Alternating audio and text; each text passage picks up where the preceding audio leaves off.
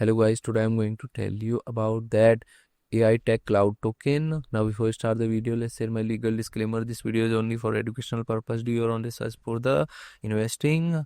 AITECH Cloud Network ACN is an enterprise grade AI infrastructure ecosystem that provides on-demand access to distributed high-performance computing HPC and autonomous AI agents unified by native token on the Ethereum blockchain. Purpose: it aims to solve the high cost and inflexibility of owning AI hardware by offering scalable pay-as-you-go compute resources.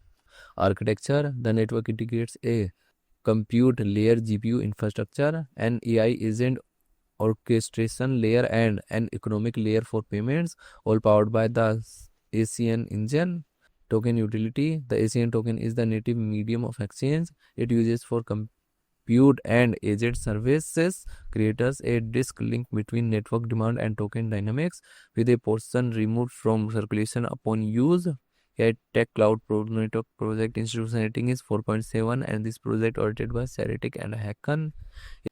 AITECH Cloud Network token total supply is 1.98 billion and circulating supply is around 1.78 billion ACN token.